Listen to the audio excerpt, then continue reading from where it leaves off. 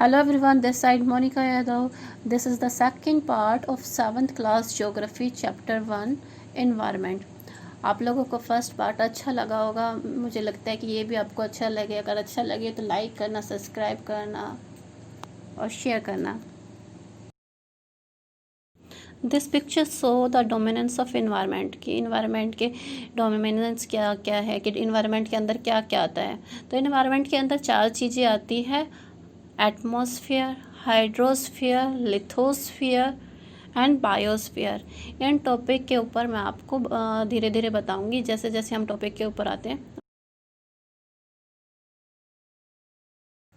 अब हम बात करेंगे लिथोस्फीयर। द वर्ड लिथोस मीन्स रोकी। जो लिथोस्फीयर किससे बना है? एक वर्ड है लिथोस से, उसका मतलब क्या होता है? रोकी मतलब चट्टानी। Lithosphere is the solid outer part of the earth. Lithosphere क्या है? एक ठोस और बाहरी हिस्सा है अर्थ का। It is made up of rocks and minerals and covered by a thin layer of soil. ये रॉक्स से बना हुआ है, मिनरल से बना हुआ है और इसको सॉइल की एक पतली सी लेयर ने कवर अप कर रखा है। It is an irregular surface containing landform such as mountain, plateau, valley and plains. ये इरेगुलर है, मतलब इसका सरफेस कैसा है? इरेगुलर है। कहीं पे तो यहाँ माउंटेन है, कहीं पे वैली है, तो कहीं पे प्लेट्यू है। The domain provide us forest, grassland, land for agriculture and human settlements. जो ये लिथोस्फीयर है, इसके ऊपर कहीं पे तो हमें फॉरेस्ट मिलते हैं, कहीं पे ग्रास लैंड है, कहीं पे लैंड है जो एग्रीकल्चर पे यूज़ हो पाती है, और कहीं पे ह्यूमन की सेटलमेंट है, मतलब कहीं जहाँ पे लोग बाग रहते हैं। It is a source of mineral. ये इसमें बहुत सारे मिनरल्स मिलते हैं, इसलिए एक सोर्स है मिनरल का। Hydrosphere. Hydrosphere, the word hydro means water. जो हाइड्रो वर्ड होता है उसका मतलब ही वाटर होता है, मतलब पानी होता है। It is the part of the earth that contain the water. ये अर्थ का वो हिस्सा होता है जो इसमें पानी होता है। It include water body such as stream, lake, ocean, sea, river. मतलब इसमें बहुत सारी वाटर बॉडियों को हाइड्रोस्फीयर कहा जाता है। उसमें लेक आ सकती है, स्ट्रीम्स आ सकती हैं, बहुत सारे समुद्र, नदियाँ, ये सभी आती हैं। It is essential for all human beings. Essential है मतलब ज़रूरी है ह्यूमन बींग्स के लिए, मनुष्य के लिए। As these source are major source of water, क्योंकि ये रिसोर्सेज जो हैं इन्हीं से हमें पानी मिलता है। Atmosphere, the word Atmos means vapour. जो एटमॉस्फेयर में एटमॉस वर्ड होता है उसका मतलब होता है वेपर। वेपर क्या होती है? पानी की छोटी छोटी बूंदें होती है। Atmosphere is the thin layer of air that surrounds the earth. Atmosphere क्या होता है? एक पतली सी लेयर होता है, किसकी? हवा की, जो हमारे अर्थ के चारों तरफ है। It contain a number of gases, dust and water vapours. इसमें इस लेयर में क्या क्या होता है? बहुत सारी गैसेस होती हैं, डस्ट होता है और प्लस में वाटर वेपर होता है, पानी के जो कण होते हैं वो होता है। The atmosphere seal us from the harmful rays of fiery heat of the sun. जो एटमॉस्फेयर है हमें सूरज की हानिकारक किरणों से बचाता है। सील्ड का मतलब जैसे ढाल होती है ना जो किसी से हमें बचाती है, ऐसे ही एटमॉस्फेयर एक क्या काम करता है? सील्ड का वर्क करता है। वो हमें सूरज की से जो हानिकारक रेज आती है उनसे हमें बचाता है। The change in atmosphere produce change in weather and climate. अगर एटमॉस्फेयर में चेंज होता है तो उसके कारण क्या होता है? हमारे वेदर में और क्लाइमेट में भी चेंज होता है। The gravitational force of earth hold the atmosphere around us. जो ग्रेविटेशनल फोर्स होता है, ग्रेविटेशनल फोर्स गुरुत्वाकर्षण बल जो होता है, जिस बल के कारण कोई भी चीज़ जब हम ऊपर की तरफ फेंकते हैं वो वापस आती है। तो हमारे अर्थ के अंदर ग्रेविटेशनल फोर्स है, इसके कारण ही जो हमारा एटमॉस्फेयर है वो प्रेजेंट कंडीशन में है, क्योंकि ना वो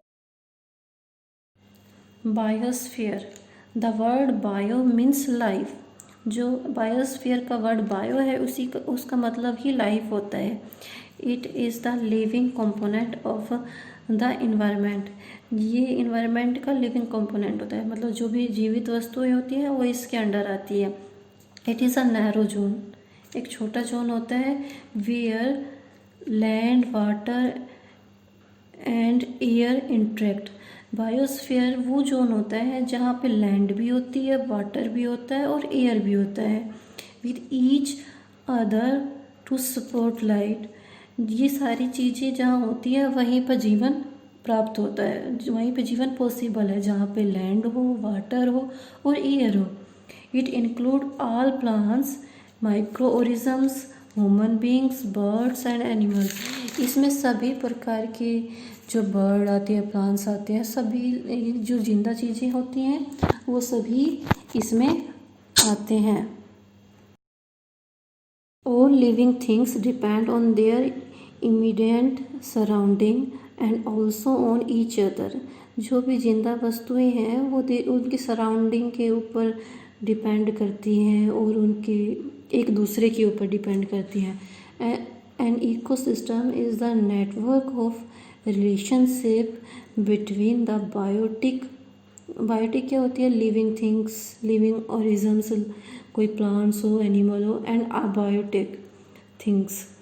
ठीक है, जो है इकोसिस्टम क्या होता है, एक नेटवर्क होता है, इनमें एक नेटवर्क होता है, मतलब बायोटिक और अबायोटिक के बीच में कोई रिलेशनशिप होता है। उस नेटवर्क को क्या बोलते हैं हम, इकोसिस्टम बोलते हैं।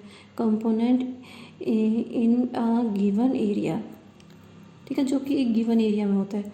All the component in an ecosystem are linked together through nutrition circle and transfer of energy and materials.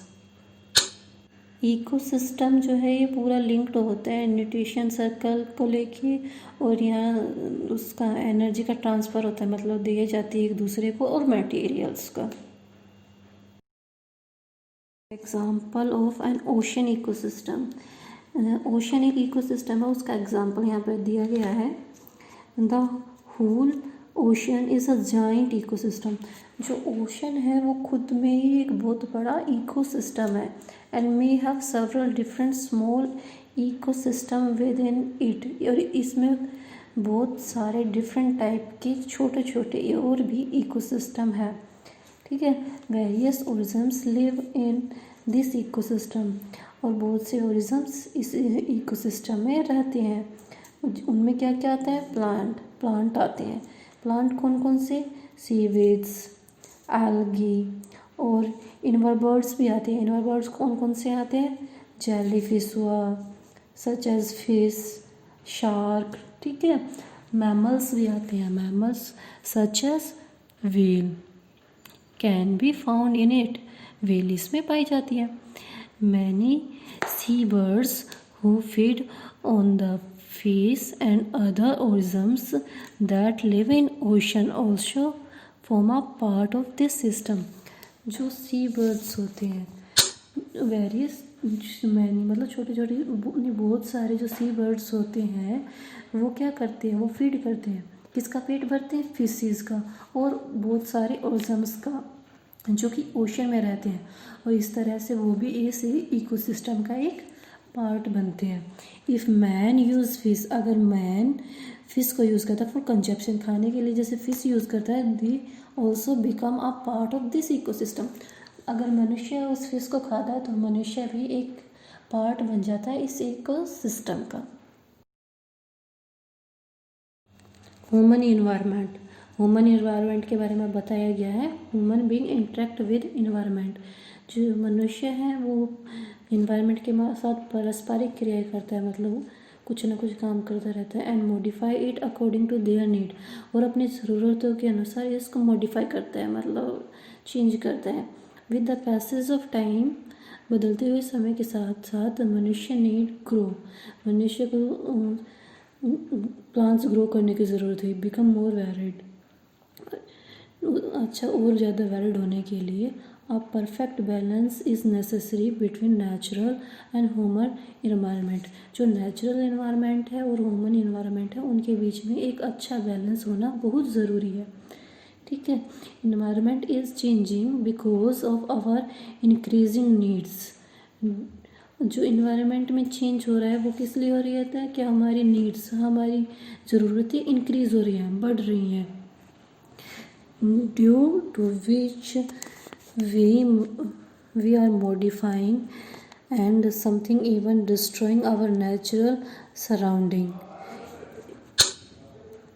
Due to which, जिसके कारण हम जो है अब मॉडिफाई कर रहे हैं कुछ चीज़ों को, कभी कभी कुछ चीज़ों को डिस्ट्रॉय कर रहे हैं जो हमारे नेचुरल सराउंडिंग में है. Human must learn to live and use their environment in a harmonious way. मनुष्य को बहुत ज़्यादा ज़रूरी है कि वो ये सीखे कि हमें अपने नेचुरल इन्वायरमेंट में कैसे रहना चाहिए, शांतिपूर्वक. हारमोनियस में शांतिपूर्वक ढंग से कैसे हमें अपने इन्वायरमेंट में रहना चाहिए.